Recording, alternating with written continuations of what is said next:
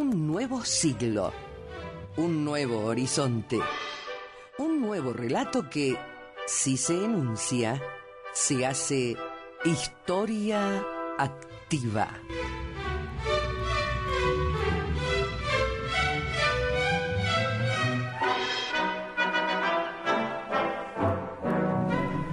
Muy buenas tardes. Nuevamente desde el 960 AM de Radio Nacional, Historia Activa, un programa hecho por historiadores para ustedes, con Rosa Grintal en la producción general, con la licenciada Clara María Vargas en investigación bibliográfica, José Luis Yorlando en la dirección general y quien les habla, Alejandro Cruz, como historiador asociado. Les damos la bienvenida a este nuevo espacio histórico que abrimos para usted, como lo hacemos siempre, de lunes a viernes de 14:15 a 14:30 aquí en el 960 de su dial. Pueden comunicarse con nosotros a través del teléfono 423-3822 o nos dejan un mensaje al 425-7931 o también nos pueden mandar un SMS al celular de Radio Nacional 156-515-522. También nos pueden leer en www.netlog.com/historiaactiva. Nos pueden escribir a historia-activa@yahoo.com.ar y también nos pueden escuchar online a través de internet mediante el sitio www.radionacional.com.ar, etiqueta emisoras LRA6 Radio Nacional Mendoza, o también nos solicitan amistad en nuestra página de Facebook, donde van a ser muy bien recibidos ustedes, sus aportes, sus comentarios y por supuesto sus opiniones también. Así que muchísimas gracias a Silvia Stampanoni, Virginia Rey, Dante Alberto Taboada por su aguante, por hacernos la promo del programa, Claudia Maglioni, Susana Nesper, Karina Molina Samito, todos nuestros amigos fieles de siempre, Nora, Alejandra Fernández, por supuesto, Sandrita querida, gracias por todos los aportes que has publicado en nuestro muro, los vamos a comentar como corresponde. Y por supuesto a nuestra amiga Sandrita Leda, que también espero nos esté escuchando y haya llegado a tiempo al horario del programa. Bueno, ayer habíamos terminado una parte de la charla que dedicamos a la figura del expresidente Roque Sáenz Peña.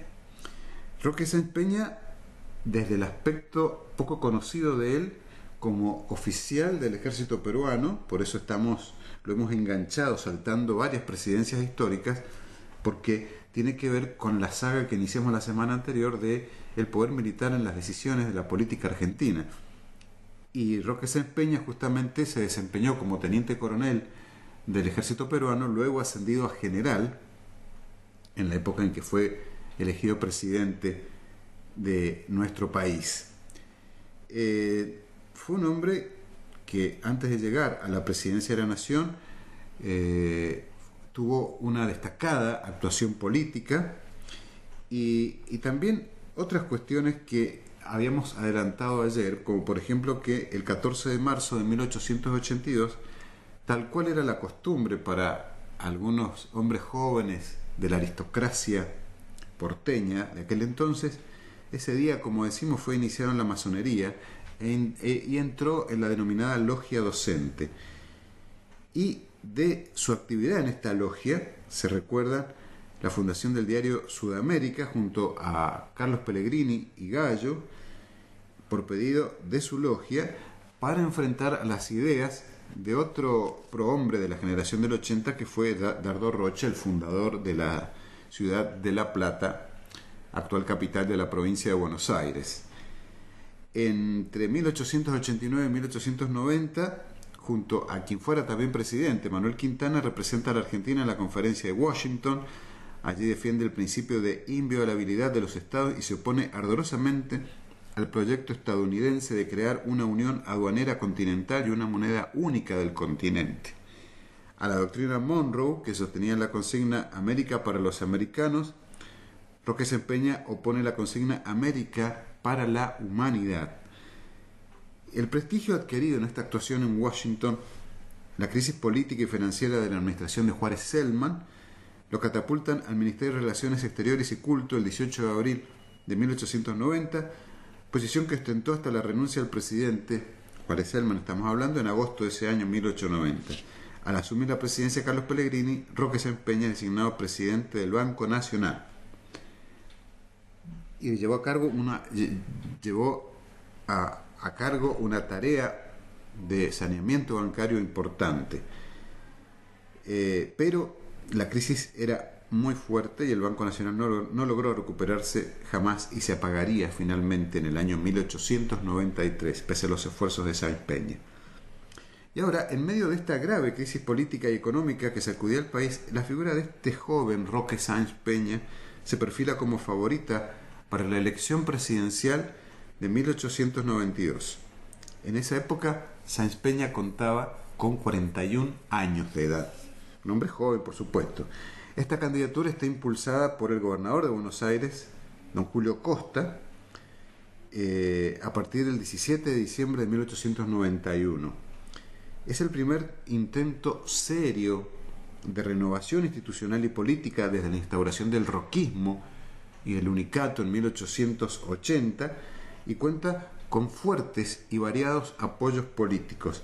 Por ejemplo, la Juventud Juarista, que había constituido junto al senador Leandro Alem la Unión Cívica Radical, que rechazaba los planes revolucionarios de los gobernadores de Buenos Aires, Córdoba, Santa Fe, Entre Ríos, Corrientes y Santiago del Estero, inducidos por el presidente Carlos Pellegrini, quien había propuesto a su antiguo socio de bufete político en 1889 en reemplazo de la resistida candidatura de Ramón J. Cárcano, e importantes figuras antirroquistas como el cordobés Manuel Pizarro.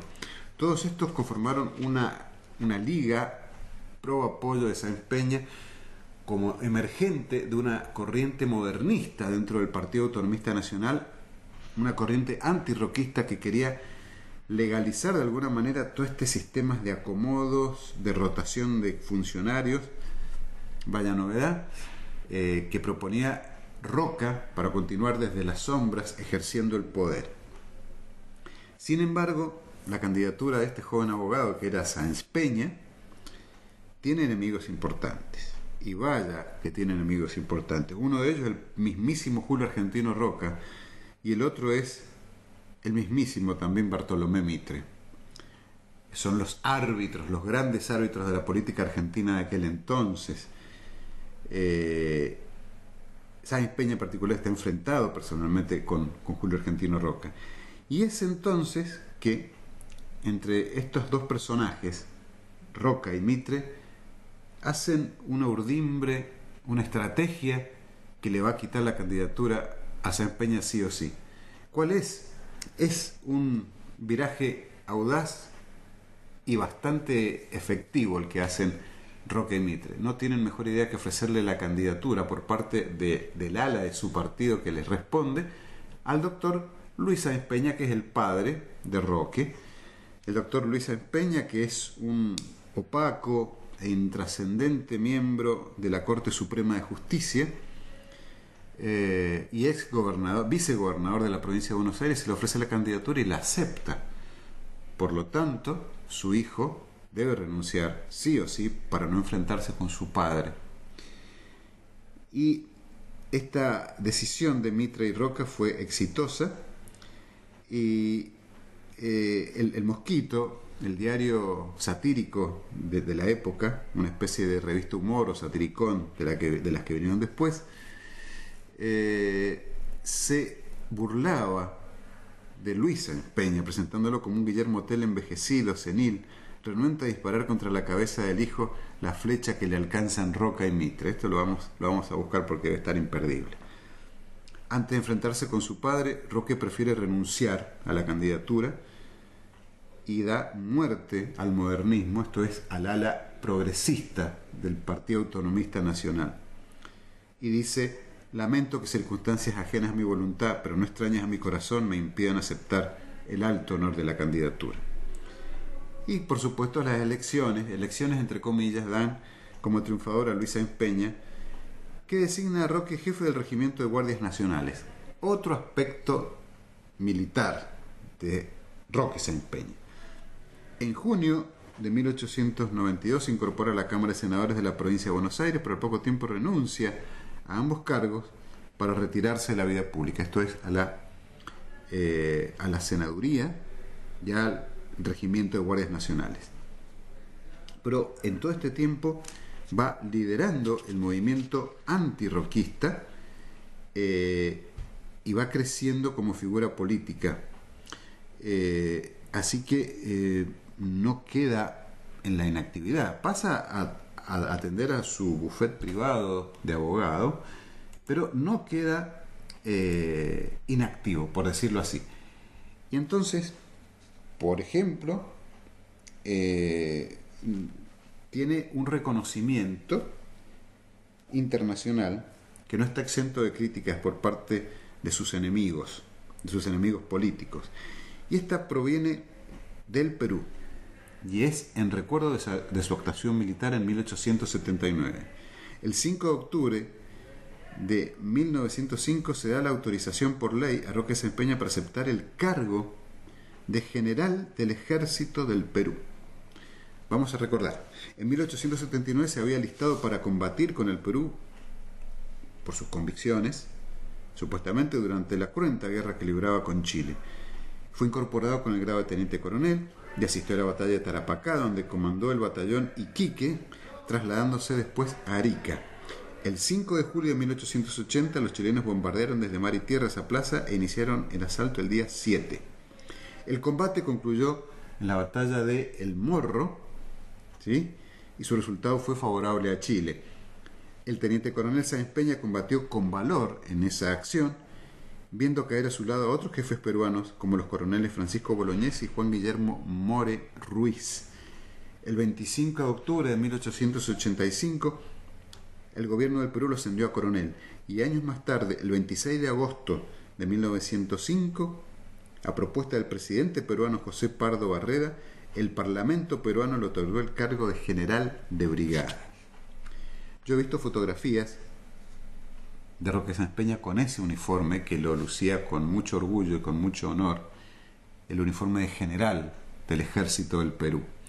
El 6 de noviembre de 1905, en la ceremonia de inauguración del monumento al coronel Bolognesi, se le dio el mando del ejército del Perú al general Roque Sáenz Peña durante la ceremonia. Se hizo tocar llamada de honor y los comandantes de cada una de las unidades hizo entrega de ellas a Sáenz Peña de un presente. El ayudante del ministro de Guerra, teniente coronel Dupont, hizo entrega del mando pronunciando las siguientes palabras: de orden suprema entrego el mando del ejército del Perú al general Roque Sáenz Peña, quien se obedecerá y respetará. El Perú honró a Sáenz Peña con los siguientes premios y reconocimientos: medalla de plata de Tarapacá, honras al declararlo benemérito del Perú y darle el mando del ejército peruano para la ceremonia del monumento al general Bolognesi, y medalla de oro del ejército peruano. Y así, en 1906, el gobierno de José Figueroa Alcorta, lo designa representante extraordinario para asistir a los actos de la boda de Alfonso XIII de España. Haya nombrado enviado extraordinario y ministro plenipotenciario de España, Portugal, Italia y Suiza. De regreso a la Argentina, en 1907 es nombrado para encabezar las misiones diplomáticas en Suiza e Italia. Llegado a Roma, recibe instrucciones de su gobierno para representar al país en la segunda conferencia de paz de La Haya junto a Luis María Drago. Allí también sostendrán una posición favorable a la creación de un tribunal internacional de arbitraje. En 1909 forma parte del tribunal arbitral que lauda las diferencias entre Estados Unidos y Venezuela. Su misión diplomática ante los gobiernos italiano y suizo se prolonga hasta 1910. En Italia se enterará de su proclamación oficial como candidato a presidente de la República Argentina. El acto electoral, entre comillas, como siempre decimos, se llevó a cabo el 13 de marzo de 1910, con la cantidad de irregularidades y fraudes habituales en esa época, lo que le permitió ser nominado y elegido como presidente de la Nación, cargo que asumirá efectivamente el 12 de octubre de 1910. Y es allí cuando se instala en la Casa de Gobierno, pero se instala, como decíamos ayer, se lleva a su esposa y sus hijas y se instala a vivir en la Casa Rosada. Es el primer y último presidente que se instala a vivir en la Casa Rosada.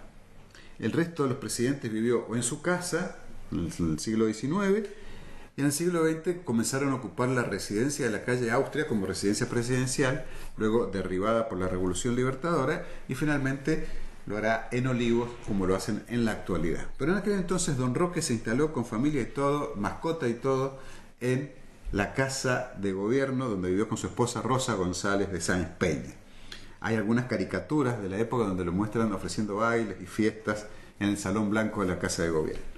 Pero el hecho es que políticamente lo primero que hizo fue celebrar un encuentro con Figueroa Alcorta y con Hipólito Yrigoyen.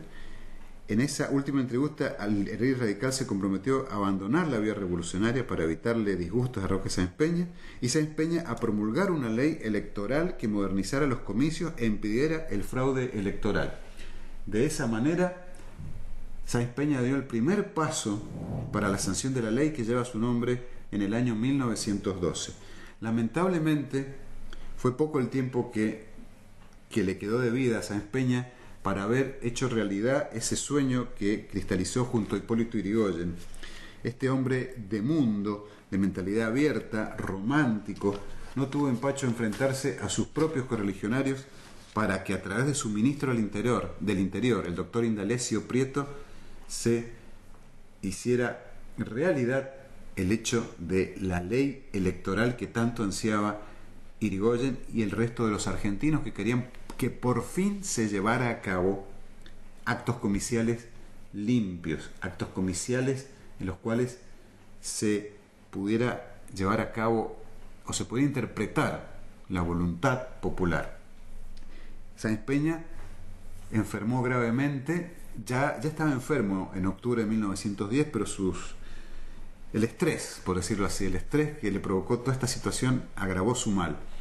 Algunos dicen, no está comprobado, ni hubo autopsias, ni hubo certificados públicos, algunos dicen que murió a causa de una complicación de la diabetes que padecía desde hacía años, quedando ciego, al igual que su sucesor, Roberto Marcelino Ortiz, que tiene unas vidas paralelas impresionantes como las de Plutarco, y alguna vez las hemos comentado.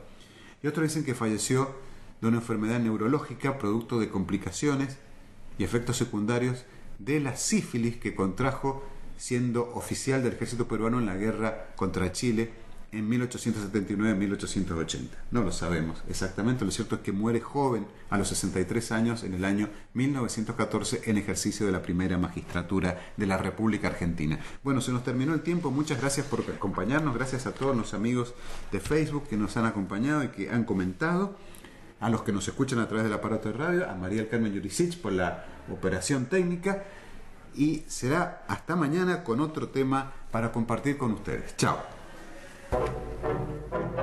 Historia Activa.